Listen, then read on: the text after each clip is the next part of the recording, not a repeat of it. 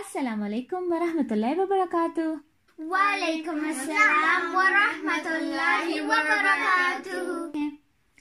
प्यारे बच्चों, क्या हाल है आपके? अल्हम्दुलिल्लाह। दुआ है अल्लाह सुब्हानहू तआला आपको हमेशा हंसता और मुस्कुराता रखे, आमीन। आज हम आपको हमारे प्यारे नबी मोहम्मद सल्लल्लाहु अलैहि वसल्लम के नस्ब और ख़ानदान के बारे में बताएंगे। बच्चों, क्या आपको मालूम है नस्ब किसे कहते हैं? नहीं। चलें, हम आज आपको इंशाअल्लाह बताएंगे। नस्ब का मतलब है हम रसूलुल्लाह सल्लल्लाहु अलैहि वसल्लम के वालिद, दादा और परदादा का नाम पढ़ेंगे और उनके बारे में कुछ जानेंगे। अब मुझे मालूम हो गया है नस्ब क्या होता है। तो बच्चों, रसूलुल्लाह सल्लल्लाहु अलैहि वसल्लम का खानदान पीछे से हजरत इस्माईल अलैहिस्सलाम के जरिए हजरत इब्राहीम अलैहिस्सलाम से जा मिलता है। रसूलुल्लाह सल्लल्लाहु अलैहि वसल्लम का खानदान उनके परदादा हाशिम के नाम पर बनु हाशिम कहलाता है। चलिए बच्चों, अब हम आपको रसूलुल्लाह सल्लल्लाहु अलैहि वसल्लम के अजीम परदादा हाशिम के बारे में कुछ बताते हैं।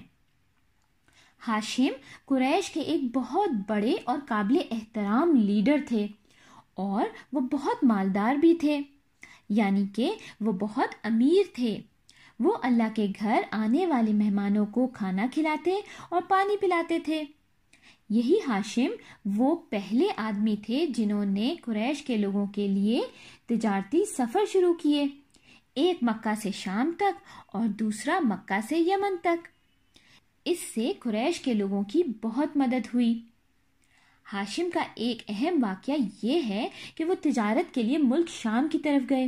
रास्ते में मदीने पहुंचे और एक खातून सलमा बिनते अमर से शादी की और कुछ दिन वहीं ठहरे रहे।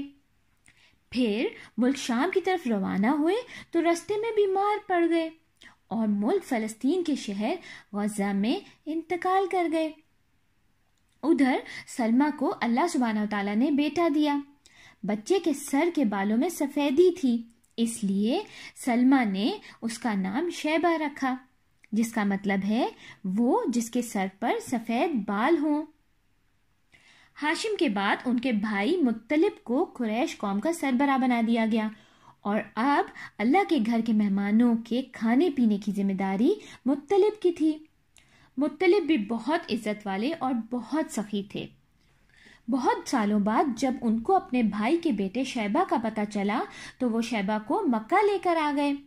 मक्का के लोगों ने समझा कि शैबा मुत्तलिब का गुलाम है और इसीलिए शैबा को अब्दुल मुत्तलिब कहने लगे, क्योंकि अब्दुल मुत्तलिब का मतलब है मुत्तलिब का गुलाम। अब्दुल मुत्तलिब रसूलुल्लाह सल्लल्लाहु अलैहि वसल्लम के दादा थे।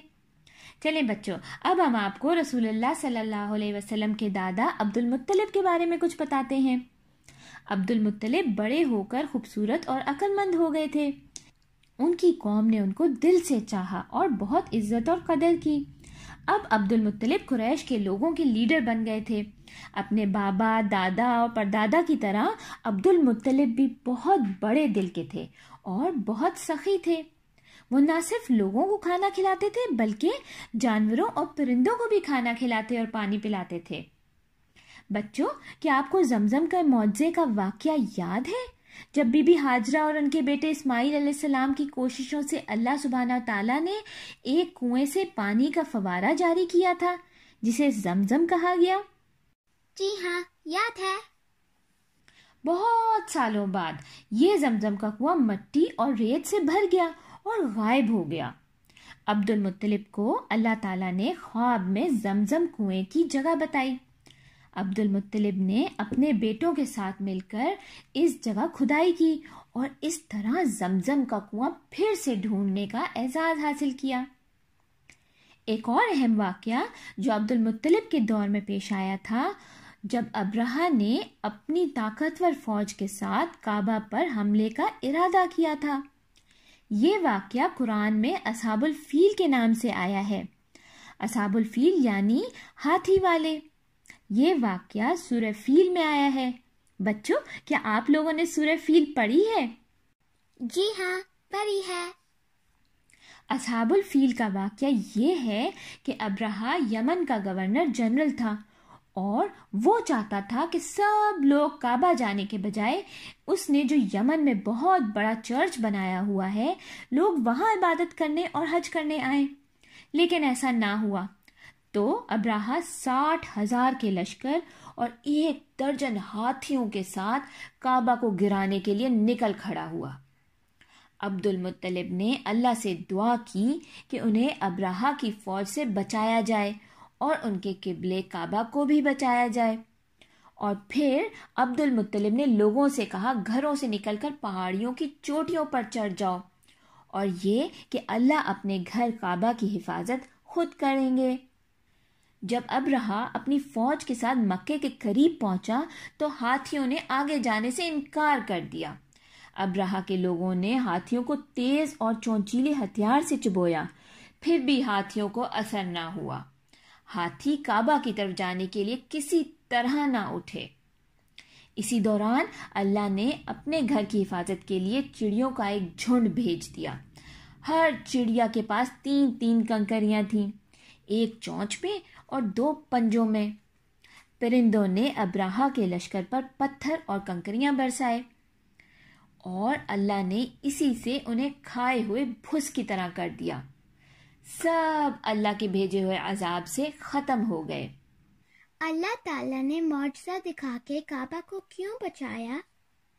اس زمانے میں رومیوں اور فارسیوں کی بہت طاقتور حکومتیں تھیں، اسی لیے اللہ سبحانہ تعالیٰ نے اس معجزے کے ذریعے پوری دنیا کو دکھا دیا کہ کعبہ اللہ کا گھر ہے اور بہت عظیم ہے، اور اللہ نے اس کی حفاظت کا ذمہ خود لیا ہے اور کوئی اس پر حملہ نہیں کر سکتا۔ اس واقعے سے عبد المطلب کے پختہ ایمان کا بھی پتہ چلتا ہے کہ ان کو معلوم تھا کہ اللہ اپنے گھر کی حفاظت خود کرتے ہیں۔ عبد المطلب کے 10 بیٹے تھے، جس میں کچھ کے نام ہیں عباس، حمزہ، ابو طالب، ابو لہب اور عبداللہ۔ اب ہم آپ کو عبداللہ کے بارے میں بتاتے ہیں۔ عبداللہ رسول اللہ صلی اللہ علیہ وآلہ وسلم کے والد محترم تھے۔ عبداللہ کی والدہ کا نام فاطمہ تھا۔ عبد المطلب کی اولاد میں عبداللہ سب سے زیادہ خوبصورت اور چہیتے تھے۔ عبداللہ کی شادی حضرت آمنہ سے ہوئی، جو وہاب بن عبد مناف بن زہرہ کی صاحبزادی تھی۔ ان کے والد بنو زہرہ کے سردار تھے۔ تھوڑے عرصے بعد عبداللہ تجارت کے لیے یثرب یا شام گئے، اور واپسی پر مدینے میں ان کی طبیعت خراب ہوئی اور وہ وفات پا گئے۔ اس وقت ان کی عمر 25 سال تھی۔ کچھ ماہ بعد حضرت آمنہ کے گھر بیٹا پیدا ہوا۔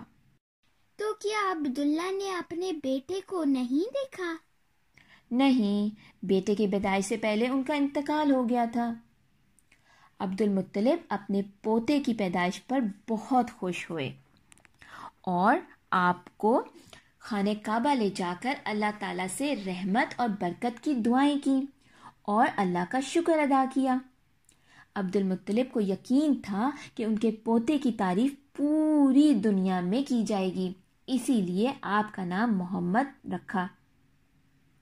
محمد کا مطلب ہے جس کی تعریف کی جائے۔ حضرت محمد صلی اللہ علیہ وسلم پیر کے روز 9 ربیع الاول 20 یا 22 اپریل 571 کی تاریخ کو مکہ کے شہر میں پیدا ہوئے۔ محمد صلی اللہ علیہ وسلم کی پیدائش اسی سال ہوئی جس سال ابرہا نے مکہ پر حملہ کرنے کی کوشش کی تھی، اسی لیے اس سال کو عام الفیل یعنی ہاتھی کا سال کہا جاتا ہے۔ لیکن مجھے لگا کہ رسول اللہ صلی اللہ علیہ وسلم 12 ربیع الاول کو پیدا ہوئے تھے۔ جی ہاں، کچھ ذرائع کے مطابق محمد صلی اللہ علیہ وسلم کی پیدائش 12 ربیع الاول کو ہوئی تھی۔ واللہ عالم، اللہ سب سے بہتر جانتے ہیں۔ تو بچوں، اب آپ کو رسول اللہ صلی اللہ علیہ وسلم کا نسب معلوم ہو گیا۔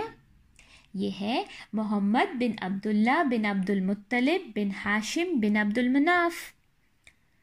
تو بچوں، آج کے سبق میں آپ نے رسول اللہ صلی اللہ علیہ وسلم کا نام سیکھا اور ان کے نسب اور خاندان کے بارے میں جانا۔